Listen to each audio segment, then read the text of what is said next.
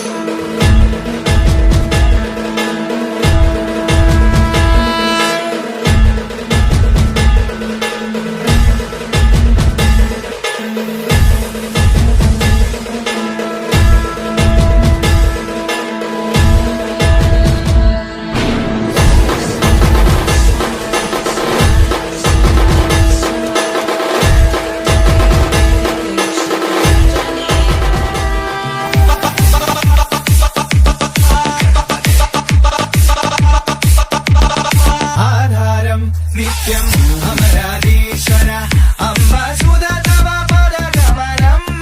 ആമോദം നിത്യം ദർശന പുണ്യ സിന്ദൂരലേപിത കലേവരം നികാന്തകാന്ത ബ്രഹ്മകാന്തി മന്ത്രകാന്തകാത്മജം അജിന്തരൂപ മന്ത്രഹീന മന്ത്രമായ വൃന്ദനം നികാന്തകാന്ത ബ്രഹ്മകാന്തി മന്ത്രകാന്തകാത്മജം അജിന്തരൂപ മന്ത്രഹീന മന്ത്രമായ